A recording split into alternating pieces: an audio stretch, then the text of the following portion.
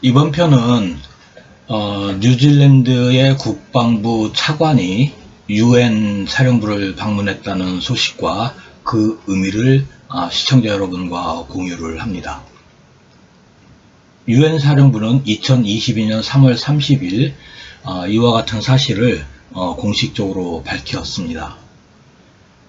이에 따르면 뉴질랜드 국방부의 행정차관 Secretary of Defense인 앤드류 브리즈먼이 2022년 3월 30일 UN 사령부를 방문을 해서 사령관인 라카메라 대장을 만나서 한반도의 평화와 안전에 관한 현안을 논의를 하고 현재 UN 사령부에 파견이 되어 있는 뉴질랜드군과 만나서 의견을 나누었다고 합니다. 뉴질랜드 국방부에서 군정을 담당을 하고 있는 행정차관이 UN 사령부를 방문한 것은 한반도의 현재 상황에 비추어 매우 강한 시사점을 주는 사안이라고 할 수 있겠습니다. 이 시사점을 이해하기 위해서 몇 가지 사전 정보를 제공해 드립니다. 첫 번째는 뉴질랜드 국방부의 조직과 구성입니다.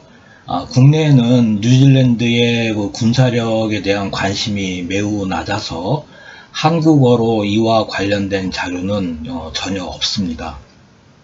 그래서 영어로 되어 있는 뉴질랜드 국방법 Defense Act 1990이라는 것의 제3장 24조와 25조를 읽어보면 뉴질랜드는 국방부 장관 아래에 2명의 차관을 둡니다.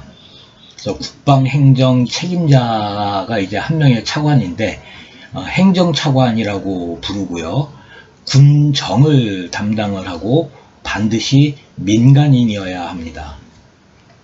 주요 임무는 여러 가지가 있는데 가장 특징적인 것은 뉴질랜드군의 전투 장비의 획득과 보수, 유지 관리 및 군수 보급을 책임지는 사람입니다. 또 한 명의 차관은 국방총장, 그러니까 Chief of Defense Staff이라고 부르는 차관인데 우리 대한민국의 합참의장에 해당이 되고 군령, 즉 작전군을 담당을 하는 현역 중장이 임명이 됩니다. 뉴질랜드 국방부 내는 군령권, 그러니까 작전권을 가지고 있는 군령과 군의 행정을 맡고 있는 군정이 분리가 되어 있어서 우리의 국방부와 달리 군정 부분의 민간 통제와 권력 분할이 법으로 아주 정확하게 명시가 되어 있습니다. 자세한 내용은 디펜스 액트 1990을 참조하시면 되겠고요. 그 URL은 화면에 지금 올라와 있는 그 URL을 이제 들어가 보시면 정확한 내용을 보실 수 있을 것 같습니다. 두 번째는 뉴질랜드 국방부의 고위직 인사의 방한 기록과 방한 시의 한반도 정세를 이제 정리를 했습니다. 그래서 2000년도부터 이제 보면 2004년 10월에 국방총장인 브루스 퍼거슨 공군 중장이 방문을 했었는데 당시 한반도 상황은 북한이 핵 확산 방지 조약을 탈퇴를 하고 2차 육자 회담이 진행이 되는 시점이었습니다. 그 다음해인 2005년 6월에 국방장관이 이제 방한을 했었는데 마크 버튼이라는 사람이었고 그 해에 2월 10일 날 북한이 핵무기 보유를 선언을 했던 때입니다. 그리고 이제 뜸하다가 2011년 4월에 국방장관인 웨인 맵이 이제 방한을 했는데 이때는 북한이 농축 우라늄 프로그램을 실시를 하고 있다라고 공개를 했을 때이고 그해 연평도 해상 포격 도발이 발생을 했던 해입니다. 2013년 7월에 국방총장인 라이스 존슨 육군 중장이 방한을 했었는데 이해에는 북한이 은하 3호 대륙간 탄도미사일이라고 이제 추정이 됐던 은하 3호를 발사를 했고 3차 핵실험을 했던 해입니다. 2015년 9월에 국방행정차관 렌 퀄터라는 이제 여성분인데 이 양반이 방문을 했던 때에는 그 목함 주례 사건으로 그 남북 관계가 굉장히 경색이 돼 있었고 그 서부 전선에 확성기에 대고 북한이 포격을 가했던 사건이 발생을 했던 해입니다. 그리고 2017년 7월에 국방총장인 팀 키팅 육군 중장이 방한을 했었는데 2016년도에 북한이 4차와 5차 핵실험을 실시를 하고 대한민국이 개성공단에서 철수를 하면서 그 한반도에서 이 군사적 긴장도가 최고조로 올라갔던 시점입니다. 그래서 이 뉴질랜드 국방부 고위직이 방한을 하는 시점과 그 한반도의 군사적 정세, 그 다음에 북한의 어떤 도발이 굉장히 그 고조가 되어 있던 시점에 방한을 한다라는 것이 이 표로 증명이 될 것 같습니다. 세 번째는 그 앤드류 브리즈먼이 이제 방한을 하기 전에 그 행보인데요.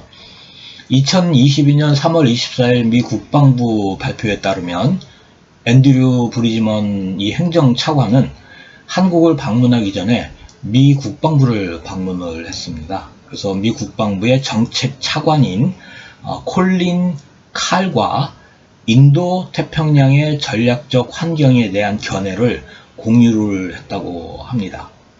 3월 24일은 북한이 평양에서 그 화성 15 개량형을 화성 17이라고 주장을 하면서 발사를 했던 당일입니다. 그리고 30일날, 6일이 지난 30일날 이 앤드류 브리즈먼이 한국을 방한을 해서 유엔사 사령관하고 회의를 가졌다는 겁니다. 네 번째는 그 국내 언론 보도 내용입니다. 이 방송을 제작하는 현재 시간이 그 3월 31일 새벽 3시인데요. 그 앤드류 브리즈먼이 한국의 국방부나 합참을 방문했다는 뉴스가 현재 시간까지 전혀 없습니다. 아마 그 국방부나 합참이 보도자료를 배포하지 않았기 때문에 언론 매체에 근무하시는 사람들이 이 내용을 모르는 것 같습니다. 따라서 앤드류 브리즈먼은 한국에 들어와서 즉시 유엔 사령부를 방문을 했다라고 보아야 할 것 같습니다.